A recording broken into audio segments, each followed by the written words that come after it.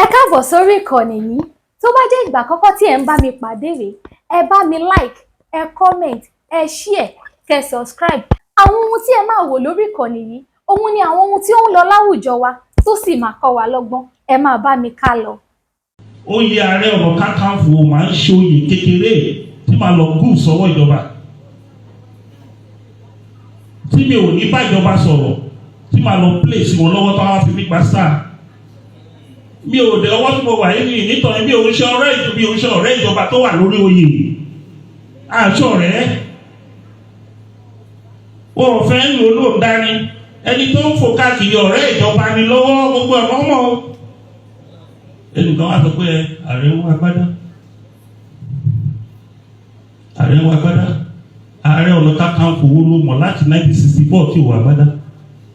Níbo lè ẹsẹ̀ Làkítọ́lá ń lọ tí ò wọ agbádá? Níbo ni MKO bá ń lọ tí ò wọ agbádá àbí kó wọ súùtù? Ta lè mi fẹ́ fi jọ tí máa wọ ṣòkòtò pé ààrẹ ò kò sí ìwọn ààrẹ tó máa ń jó lòṣì. Àbí ààrẹ Látòòṣà 1860 to 1886 tẹ́ bá mọye ilẹ̀ tí ààrẹ Látòòṣà ní nìbàdàn ó kọjá bẹ́ẹ̀. About 2 to 3% of the entire Ìbàdàn ààrẹ Látòòṣà ló ní. Ọlọ́lá ni gbogbo ẹni tó bá ń jẹ ààrẹ. Nígbà tí bí orúkọ ẹ ṣe gbilẹ̀. Ṣé firstly mo ti sọ fún wa tẹ́lẹ̀ wípé Ìbà Gani Adams àti Aṣíwájú Bọ́lá Ahmed Tinubu wọn kì í ṣe ọ̀rẹ́ nínú òṣèlú, àmọ́ òun náà fún ara ẹ̀ sọ níbi tó ti ń gba Àgbàlá Gabriel lálejò tí wọ́n ṣàlàyé tí wọ́n dẹ̀ tún gba olóyè Sunday Igboho níyànjú bí wọ́n ṣe máa lọ fún operation. Cherry mo ti sọ fún wa several times wípé ààrẹ Ìbà Gani Adams wọ́n ní láti ṣe a lot of things lórí ọ̀rọ̀ ààbò ilẹ̀ Yorùbá. Èmi personally èmi ò sọ wípé kí gọ́ọ̀mẹ̀ntì má gbéṣẹ́ fún Ìbà Gani Adams, but kọ́ tí mo kàn ń sọ ní wípé Ìbà Gani Adams need láti kọ́kọ́ ní relationship láàrin òun, good relationship láàrin òun àti President Tinubu, because láì jẹ́ yẹn kò possible kí Tinubu gbéṣẹ́ fún Gani Adams torí pé ọ̀tá láwọn méjèèjì. Òun náà jẹ́ mọ̀, ó jẹ́ sọ, ó testify sí, torí mo ti sọ kí ní for how long pé tó bá jẹ́ pé Gani Adams fún ara ẹ̀ ṣé ó lè bá Tinubu ṣiṣẹ́. But èmi kàn sọ wípé Ìbà Gani Adams gẹ́gẹ́ bí Ààrẹ Ọ̀nà Kakanfò ó jẹ́ kọ́kọ́ gbé ìjà sílẹ̀. Wọ́n máa play fídíò yẹn fún wa o. Tó bá yẹ kí wọ́n gbé ìjà yẹn sílẹ̀, wọ́n lọ bá àwọn ọba ilẹ̀ Yorùbá, ẹ bá wa parí ìjà tó wà láàrin èmi àti Tinubu kí ọ̀rọ̀ ààbò ilẹ̀ Yorùbá yìí ká lè rí ṣe. Kò tí ì pọ̀ jù fún Ìbà Gani Adams. Gbogbo ìtàn ń sọ lórí ọ̀rọ̀ lórí Sunday Igboho kò yẹ kó máa gbé kámẹ́rà wọn nígbó. I've said it. Kò sí wọn ò ní láti máa review plan wọn fún enemy. Yes, àwọn kan pè mí nínú àwọn tí wọn wípé irọ́ àwọn fídíò yẹn wọ́n ti kọ́kọ́ record ẹ̀ after gbà tí wọ́n jáde láti inú igbó yẹn lọ́sẹ̀ release fídíò yẹn. No problem. But ẹ jẹ́ ká correct ara wa. A ní láti máa sọ̀rọ̀ jù tó bá ti dọ̀rọ̀ time operation. Ìtẹ̀lẹ̀ sọ wípé OPC can also help because wọ́n ti ní àwọn experience yẹn already. Ìbà Gani Adams ti ń sọ ọ̀rọ̀ yìí láti ìgbà wo ló ti ń sọ. Mo ṣe interview kan fún wọn ní 2021 lórí ọ̀rọ̀ ààbò ilẹ̀ Yorùbá náà ni, lórí ọ̀rọ̀ Tinubu náà ni, but ìgbà yẹn mo ti mọ̀ pé wọn àti Tinubu they are not in good time. So we need to understand that. Tá bá fẹ́ ní ìlọsíwájú lórí ọ̀rọ̀ ààbò ilẹ̀ Yorùbá, èmi believe pé tí Ìbà Gani Adams àti Sunday Igboho bá collaborate, tí government bá support wọn, ní problem. And that is why ẹ ṣe rí pé ó difficult fún Ṣèyí Mákindé láti lè support Sunday Igboho is because of pé federal government ló support Sunday Igboho kò ń ṣe state government. But Ìbà Gani Adams ẹ caution àwọn ọmọ yín, ìlara tí ń wọ̀ ẹ níbẹ̀. Ọlọ́run ti fi sí position tó tọ́lọ́run sọ wípé ẹ máa wà. Ààrẹ Ọ̀nà Kakanfò ní kò sẹ́ni tó lè gbà mọ́. but àwọn ọmọ yìí tó ń jáde tó attack olóyè Sunday Igboho kò make sense. Ẹ ti create OPC òun ti ní ìwé ẹkùn, two of you can work together. Ṣé rí nǹkan tó máa ń fa ilẹ̀ Yorùbá sẹ́yìn òun lẹ̀ tanú àbòsí àwa Yorùbá ni. Gbogbo àwọn ọmọ OPC tó ń jáde tó attack olóyè Sunday Igboho wọn níbẹ̀. Tẹ́ bá ní stress ẹ lọ bá ẹ ní láti bọ́ sí ìlú ẹkùn ẹ máa collaborate ni. Yes, gọ́ọ̀mẹ̀ntì ò ṣe bá ṣeré. Nǹkan tí mi kàn sọ fún Gani Adams ni pé accepted pé àwọn gọ́ọ̀mẹ̀ntì dangerous but ara títa bí ó ṣe ń ta olóyè Sunday Igboho kò ta Gani Adams bẹ́ẹ̀. Yes, ẹ lè ti less experience gan, no doubt about it. You've been there for long. No doubt about it. But ẹ jẹ́ ká mọ̀ wípé ẹ̀yin náà lẹ́tọ̀ọ́ kí ni nǹkan tẹ́ lè ṣe.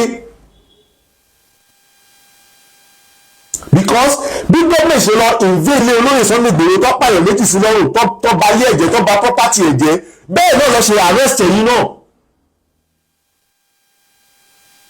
tó bá sọ yóò ṣe so many things fún yín ní time yẹn.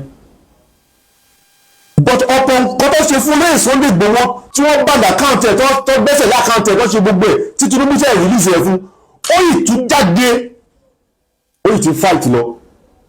Tó bá jẹ́ wípé Yorùbá jọ yín lójú ẹ̀tọ́ yín ni kẹ́ gbé ìjà tó wà láàárẹ̀ yìí tí Tinubu kẹ́ gbé sẹ́gbẹ̀ẹ́ kẹ́ lọ bá àwọn ọba ẹ bá wa parí ìjà yìí. Ṣé báwo lè fẹ́ ra ayé sọ yìí wípé ọ̀tá ayé lẹ́nu ìjọba tó wà ń bẹ̀ tẹ́lifọ̀dì ló mọ̀ yẹn. Pọ̀ṣẹ́ tó pẹ́ jẹ́ ọ̀tá àwọn tẹ́ ẹ di Ààrẹ Ọ̀nà Kakanfò ní lórí ẹ̀rọ máa fìyà jẹ wọ́n ni àbí kí ni post yín. Ẹ̀tọ́ yín ni kẹ́ gbé ìgbésẹ̀ pé mi ò gbọ́dọ̀ jẹ́ kí ìyà jẹ àwọn ọmọ ìlú mi kẹ́ gbé ìjà tó wà láàrin àti Tinubu kẹ́ gbé sẹ́gbẹ̀ẹ́. Ohun tó fà á táwọn ọmọ ìlú ṣe ń pèsè olóyè Sunday Igboho nìyẹn. Tinubu ò tí ì foríjì tó ti lọ ń bá àwọn ọba lẹ́yọ kọ̀ọ̀kan pé kọ́ bá wọn gbẹ Tinubu tó ti lọ bá Ládọjà tó ti lọ bá Ọ̀dẹ̀fẹ̀. Ṣé Sunday Igboho ò bú Ọọ̀ni ọ̀fìfẹ̀ rí ni? Àbí kò bú owó Aláàfin Ọ̀yọ́ rí? Àbí kò bú àwọn ọba rí? Àbí kò bú Tinubu rí dáadáa? Ṣé kò bú Tinubu rí dáadáa ni? Kò sí Tinubu accept apology ẹ̀ ni? Ẹ̀yin tẹ́ wá jí Ààrẹ Ọ̀nà Kakanfò ẹ̀tọ́ yín ni kẹ́ dìde kẹ́ take action pókè ní láàrẹ ẹgbẹ́ ìjà yẹn sẹ́gbẹ̀ẹ́ ẹni kọ́ bá yín parí ìjà torí mo ti sọ several times gbogbo nǹkan ní Tinubu fi jù yín lọ ó fi owó jù yín lọ ó fi age jù yín lọ ó fi position jù yín lọ ó fi everything jù yín lọ lórí ayé yìí. Position tẹ hold títí ayérayé ni no doubt about it but ohun tí Tinubu náà ti gbéṣe láyé tó bá kúrò bẹ́ẹ̀ as president náà tí ì bá ẹ̀ẹ́dẹ̀ lè bá tẹ́ máa fi kú. Mọ́yẹ́ tí Tinubu ti gbé nìgbè ni ẹ̀wọ̀n gómìnà tó ti mú sílẹ̀ tó ti jẹ mínísítà lè bá so ẹ tí ẹ fi yẹn respect ẹ kẹrù pé àwọn ọmọ ìlú yìí lẹ fẹ́ ṣe kínní fún kẹ wá gbégbèsè kẹ take action. Èmi personally mi ò blame yín o bọ̀bọ̀ tún blame yín láwọn ibì kan because àìtọ́ tó yẹ kẹ ṣe nǹkan tó yẹ kẹ ṣe ẹ ṣe àwọn action tó yẹ kẹ take in time ẹ ṣe ẹ ní àwọn informations lọ́wọ́ tó jẹ́ rí tẹ́májẹ̀ sọ tẹ́májẹ̀ rí bẹ́ẹ̀ several times ẹ ti sọ tó jẹ́ rí bẹ́ẹ̀ ẹ ní àwọn information lọ́wọ́ why tí ẹ lè bú sọ pé because ẹ mọ àwọn government ẹ̀yin lè máa lọ bá àwọn ọba ẹ̀ lọ́ máa bá yín parí ẹ̀ kò sẹ́ni tí gbàgbàdàgbà ń fẹ́ bá sọ̀rọ̀ lẹ́nu tó ò ní lè bá sọ̀rọ̀ ẹ sọ fún mi gómìnà wọn ní south west even ní other state bí a ní bí east àbí ní kílókè tó ò ní bá sọ̀rọ̀ reality ni èmi ò sí ní àbòsí ìjà tí sọ̀rọ̀ with emotion but ìbàdàgbàdà ṣe mistake àti àwọn ọmọ yìí tí wọ́n attack lórí Sunday Igboho torí pé ó sacrifice ara ẹ̀ àwọn èèyàn yóò rí gẹ́gẹ́ bíi pé ẹ̀ sacrifice ara yín everybody ló mọ bí gọ́ọ̀mẹ̀ ṣe máa ń play game chameleon ni wọ́n yes but nǹkan tó ṣe fún yín wọ́n ṣe fún Sunday Igboho náà kò jẹ́ ti torí ẹ̀ relent lórí ọ̀rọ̀ ilẹ̀ Yorùbá ẹ̀yin náà má sì pé torí pé ẹ̀yin àtijọba tó wà ń bẹ̀yọ̀ ta ní kẹ wá jókòó tẹ̀tẹ̀rẹ̀ kẹ má take action kankan ẹ jẹ́ kí ó tayé lára pé ọmọ Yorùbá ni yín. Ẹ jẹ́ ká wo fídíò yẹn, mo fẹ́ kẹ́ wo fídíò tí Ìbà Gani Adams sọ torí firstly òótọ́ ọ̀rọ̀ wà ń bẹ̀ tó bá Gani Adams sọ, then ọ̀rọ̀ kan wà tẹ́mi náà ò fi bẹ́ẹ̀ gbà tó bá olóyè Sunday Igboho sọ, ọ̀rọ̀ kan wà bẹ̀ tó bá olóyè Sunday Igboho tí mo rí pé yes ọ̀rọ̀ ni, then another one náà tún wà bẹ̀ tí mo rí pé eléyìí kò make sense tó, kò séyàn tó pé tán, àmọ́ jẹ́ ká jọ wo fídíò yẹn. Oyè Ààrẹ Ọ̀nà Kakanfò máa ń ṣe oyè kékeré tí màá lọ gùn sọ́wọ́ ìjọba, tí mi ò ní bá ìjọba sọ̀rọ̀, tí màá lọ place wọn lọ́wọ́ tó wá fi mí pa sáà. Mi ò dé ọwọ́ tí mo wà yìí nítorí bí oníṣẹ́ ọ̀rẹ́ ìjọba tó wà lórí oyè àṣọ rẹ̀ o ò fẹ́ ń lò ló ń dání, ẹni tó ń fò káàkiri ọ̀rẹ́ ìjọba ni lọ́wọ́ gbogbo ọ̀nà ọmọ. Ẹnìkan wá sọ pé ààrẹ ń wá agbádá, ààrẹ ń wá agbádá, Ààrẹ Ọ̀nà Kakanfò wo ló mọ̀ láti 1964 tí ò wá agbádá? Níbo lè ẹsẹ̀ Lakítọ́lá ń lọ tí ò wọ agbádá? Níbo ni MKO bá ń lọ tí ò wọ agbádá àbí kó wọ súùtù? Ta lè mi fẹ́ fi jọ tí máa wọ ṣòkòtò pé ààrẹ ò ní kò sí ìran ààrẹ tó máa ń jólòṣì àbí ààrẹ látòòṣà 1860 to 1886 tẹ bá mọye ilẹ̀ tí ààrẹ látòòṣà ní nìbàdàn ó kọjá bẹ́ẹ̀ about 2 to 3% of the entire Ìbàdàn ààrẹ látòòṣà ló ní. Ọlọ́lá ni gbogbo ẹni tó bá ń jẹ ààrẹ. Nígbà tí bí orúkọ ẹ ṣe gbilẹ̀ ọ̀rí Dámilọ́lá nìyẹn lórí ìwọ̀n gbogbo ìpínlẹ̀ tó wà nílẹ̀ Yorùbá abẹ̀sí lálùbáríkà, Lagos State alálùbáríkà, Ògùn State alálùbáríkà, Ọ̀yọ́ State alálùbáríkà, Ọ̀ṣun alálùbáríkà, Oǹdó alálùbáríkà, Èkìtì alálùbáríkà, Kwara alálùbáríkà, Kogi alálùbáríkà, Ẹdó alálùbáríkà, Delta State alálùbáríkà. Gbogbo àwọn state mo dárúkọ yìí tí ọmọ Yorùbá reflect ń bẹ burúkú kan ti ṣẹlẹ̀ ń bẹ mọ́. Ogun ajínigbé adópin. Gbogbo inú igbó táwọn ajínigbé bá wà, olú igbó, olú ọ̀dàn, wá lé wọn jìnnà o. Ọ̀pá tí ẹ máa fi ń lọ àwọn tí ò gbọ́rọ̀ tó máa fi ń dòkú wábẹ̀ sí lọ fi máa lọ. Bí àgbọ̀rí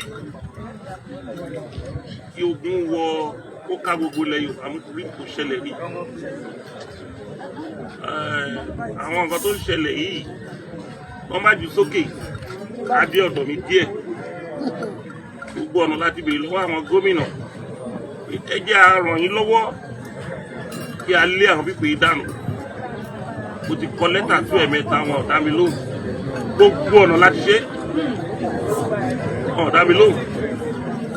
Àwọn tó fẹ́ jagun tó fẹ́ ṣiṣẹ́ wà ńlẹ̀ ìwọ aláṣẹ ọ̀dá wa lóhùn. Gbogbo ìdá ń gbọ́ lórí social media yẹn àwọn aláṣẹ ló ń kó bá wa o, àti pé àwọn náà lọ ti ń rán wọn o, wọ́n máa sọ o. Mo gbogbo ẹnikẹ́ni tó bá náà fẹ́ dalẹ̀ Yorùbá ilẹ̀ àgbègbè.